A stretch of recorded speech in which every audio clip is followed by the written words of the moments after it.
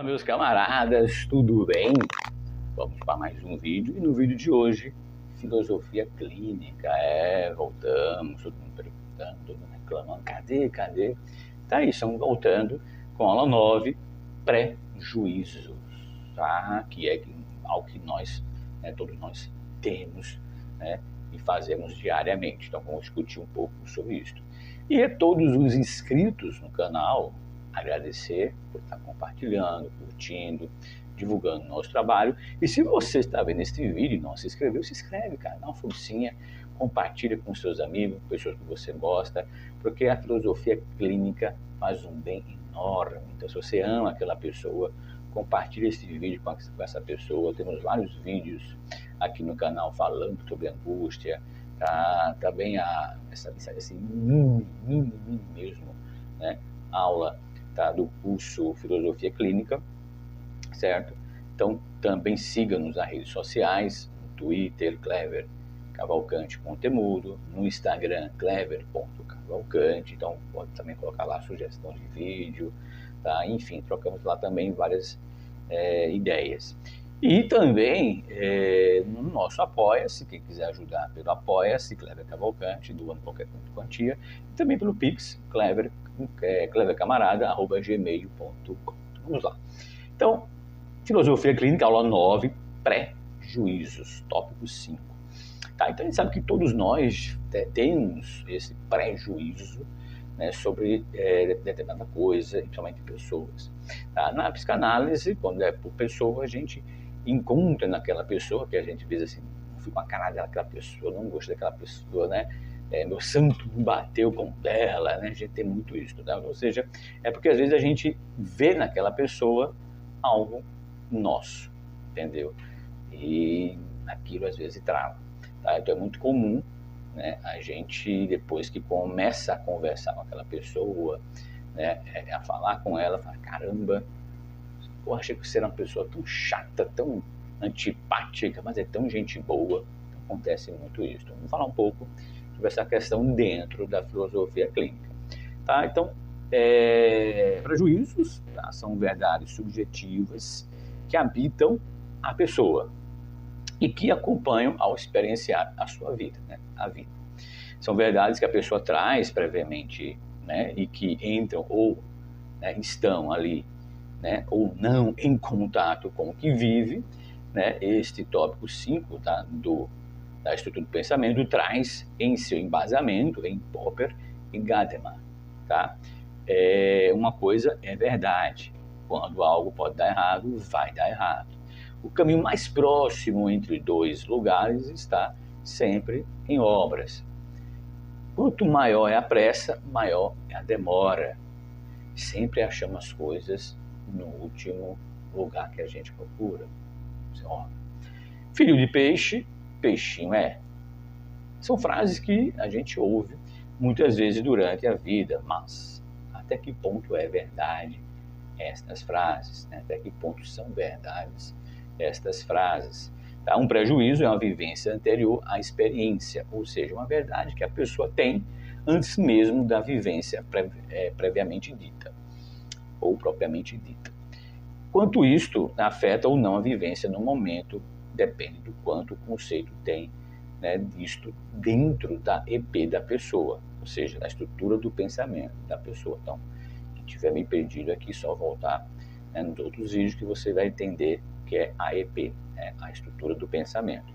Tá? Então, para entender melhor, segue, por exemplo, um dos casos mais comuns que eu sempre falo, que é aquela pessoa que está em uma caixa, que está no caixa lá do supermercado, e alguém diz, o caixa em que eu estou é o que mais demora, está na fila lá. Então, ela faz um prejuízo que aquela fila que ela está demorando, aí ela vai para outra fila. E aí ela vê que também está demorando, e vai para outra fila, e vê que está demorando. Então, aquela fila primeira que ela saiu, já passou bastante gente, mas ela tem, então ela faz uma sugestão que a caixa que eu estou sempre é o que mais demora. Mas não, tá? É realmente essa questão do pré-juízo que ela faz, esse juízo que ela está fazendo de si perante alguma situação, algum fato. Então, ela vai a alguns caixas, espera um pouco e muda, como eu falei, tá? Com aquele que demora, ela vai para o outro. Depois de trocar de caixa 3 vezes, né, aquela que estava à sua frente já foi embora, né? E quando ela disse que o que ela demora é mais, né, o que ela demora é o que ela está, é o que demora mais, será que isso não aconteceu porque ela mudou várias vezes? Né? Outro exemplo é daquela mãe que leva o menino à escola e diz à professora, na frente da criança, né, que pode fazer o que for necessário para que ela possa respeitá-la, né, respeitar a professora, pois fruta não cai longe do pé e o pai não presta. Né? O quanto disso é verdade e o que isso, né, está fazendo de verdade enquanto agenda na cabeça da criança. Outro exemplo é o da pressa. Se a pessoa, né, imaginar que se sair em 1 hora, né, e começa a se preparar 5 minutos antes de sair, realmente passará que há menos tempo que precisa para, né, tudo que deveria ser rápido começa a demorar. Então, geralmente é assim, né? Está com pressa, parece que tudo conspira, né, para que atrase mais, demore mais. Tá? Então, as situações vão infinito, para cada pessoa será diferente, né? Depende muito, tá, de como ela está estruturada. Certo? Então, assim, a sua existencialidade da pessoa, né, é muito importante, né? O quanto que ela se conhece, o quanto que ela está para si, né, e em si, para o mundo, né, ou para si mesmo.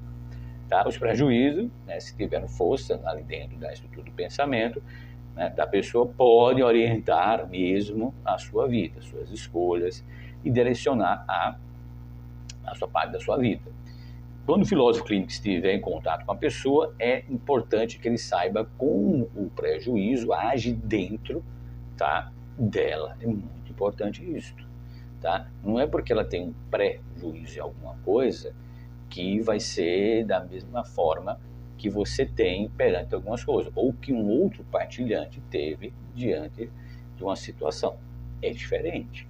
Tá? Por exemplo, eu posso ter um prejuízo, né, com a pessoa porque ela tem cabelo grande, isso me incomoda, então já começo a julgá-la, certo? Mas eu, diante de outras situações que uma outra pessoa diz, caramba, eu jamais ficaria perto de uma pessoa assim, e essa pessoa, a outra, ficou tranquilo, entendeu? Então, assim, ter esse cuidado. Então, a gente tem que saber como é que isto habita na cabeça dela, na estrutura do pensamento, como ela estrutura esse prejuízo dentro do pensamento dela, tá? Então, e também em relação com outros tópicos também, tá? Para identificar os prejuízos, é só localizar no discurso do partilhante passagem que aparece de verdades que, né, independe da verificabilidade. Tá? Verificabilidade, mas que não sabe. Quando a pessoa faz afirmações como, de uma coisa eu tenho certeza, uma coisa é verdade, e qualquer outra frase que denuncie que a afirmativa se corresponde empírica. Tá? Ou seja, da sua vivência. Os outros autores que fundamentam este tópico são Gadamer, tá? Hans Gadamer, tá? Verdade e Método, o Popper, né? O Conhecimento Objetivo, e também a Estrutura de Relações Científicas, tá? De Tom Kuhn. Então, assim, é entender que ela vai ter essas questões, tá? A pessoa vai ter essas questões, e para que o filósofo clínico consiga, né, absorver, entender isto, tá? Tem que saber da estrutura do pensamento, como ela estrutura isto, esses prejuízos dentro do pensamento, tá? Então, uma dica é como ela fundamenta isto, né? Ou seja, como é que ela afirma isto, tá? Então, se for algo que é paternal, do pai, da mãe, familiar, né, que tem, né, essa questão bem fundamentada, bem forte. Então, se isso vem de alguma religião, se isso vem... Enfim, então tem várias formas de você entender esse prejuízo que ela tem. Certo, meus amigos? Então é isto, tá? Bem curtinho, tá? Essa aula 9, na próxima aula temos aula 10, tópico 6, que são termos agendados no intelecto. Então, Então tá ficando bacana, cara, tá ficando bacana esses mini, né, cursos, aliás, essas mini aulas introdutórias aí, para aguçar vocês, para entender bem o que é a filosofia clínica, que ela é maravilhosa.